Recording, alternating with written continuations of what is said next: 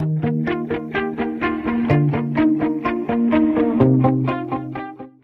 kalau kita tengok pada akta ni, dia untuk tujuan bagaimana melaksanakan operasi tu. Dan satu lagi, dia sebenarnya bagi saya lah untuk mensahihkan MKN. MKN ni adalah satu agensi yang dibuat bawah keputusan kabinet saja untuk mensahihkannya.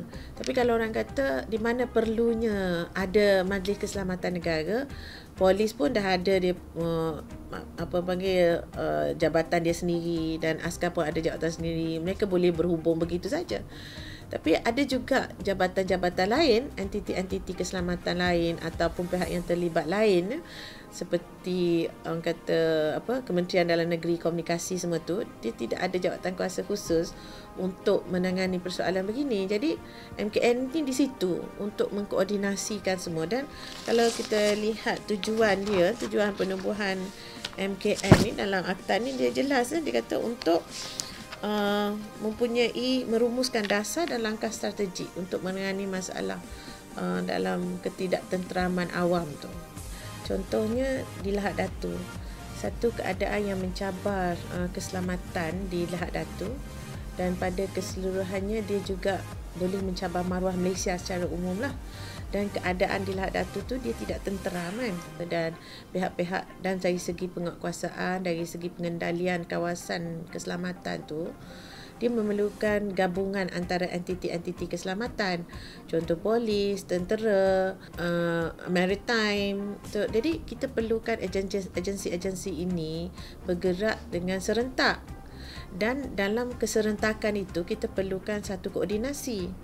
Jadi tidak ada koordinasi. Kalau tidak ada koordinasi dari segi pengoperasian itu, melaksanakan operasi itu, dia mungkin ada sedikit orang panggil kepayahan lah untuk coordinate, synchronize tindakan.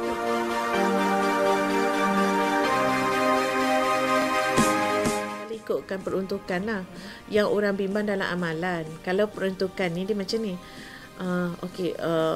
Majlis Keselamatan Negara ni fikir ada threaten the safety kan, security oleh kantor itu.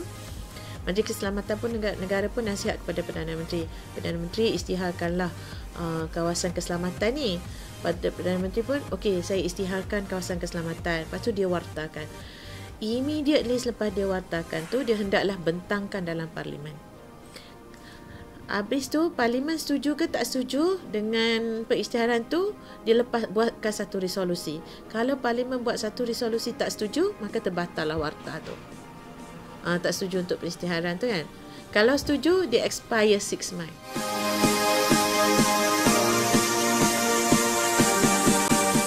Dia adalah akta biasa. Dia bukan bawah perkara 149 ni, dia kuasa Parlimen untuk menjaga keselamatan dia. Dia bukan bawah perkara subversif ke, bukan. Ini dia jadi akta biasa, kuasa Parlimen untuk memastikan keselamatan negara. Maknanya kalau dia tak letak punca kuasa kat sini, maknanya dia bukan bawah subversif. Bukan akta untuk menangani kegiatan subversif. Bukan, dia adalah akta biasa.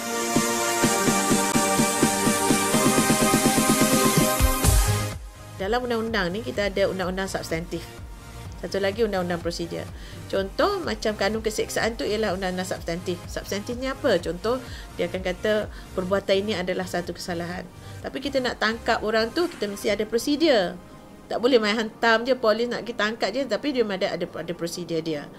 Macam immigration dia ada prosedur dia. Jadi undang-undang berkaitan teroris ni pun dia ada prosedur dia. Jadi SOSMA tu lebih kepada prosedur. Itu bezanya. Macam MKN ni, dia ada substantif, dia cuma untuk pentadbiran je MKN ni. Dia bukan untuk pelaksanaan. Dia pentadbiran je. Pentadbiran semasa berlakunya keadaan yang mengancam keselamatan. Itu je. Bagaimana dia nak isytiharkan kawasan tu, bagaimana pegawai operasi tu akan melaksanakan pentadbiran dalam kawasan keselamatan tu. Jadi ada beza, dan undang-undang tu spesifik. Maknanya POTA untuk teroris saja kan. SOSMA tu untuk prosedur dan beberapa kesalahan sedikit sebanyak dalam SOSMA. Tapi dia bukan kepada kesalahan yang dia bukan menentukan bagaimana kita nak merencanakan aktiviti strategik untuk kita menangani masalah dalam kawasan keselamatan tu. Macam mana nak koordinasikan kerja tadi kan. Dia itu MKN. Dia bukan akta yang menjenayahkan perbuatan tu. Akta yang mentadbir keadaan.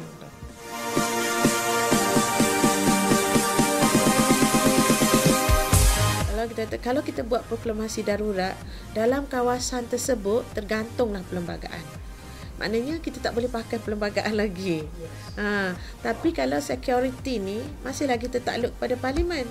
Kita tengok juga proklamasi keselamatan ni, kawasan keselamatan ni, selepas je Perdana Menteri atas nasihat MKN tu buat proklamasi bahawa ini adalah kawasan keselamatan, dia boleh wartakan gazet. Gazet tu untuk validate lah. Selepas tu dia kena bawa ke parlimen. Parlimen kena bincang balik. Kalau proklamasi darurat tu Agong yang isytihar, dia bawa dalam masa 6 bulan dan ni immediately. Kalau ikutkan perkara Seksyen 18 ni, agak jelas dia kata, Seksyen 18 dia kata, suatu perisytiharan di bawah subseksyen 1 dibentangkan di parlimen dengan seberapa segera yang mungkin. Seberapa segera yang mungkin.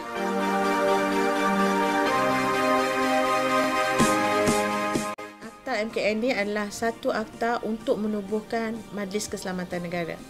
Majlis Keselamatan Negara apa?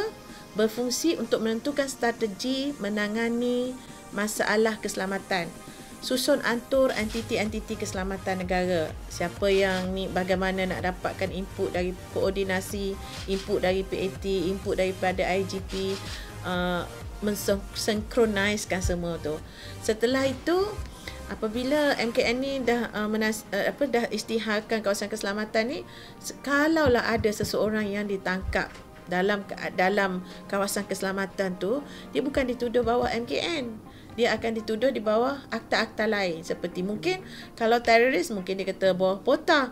Kalau cuma kesalahan biasa, dia mungkin bawah kanun keseksaan atau POKA. Dia macam-macam. Jadi akta-akta yang tertentu. Dia bukan bawah MKN.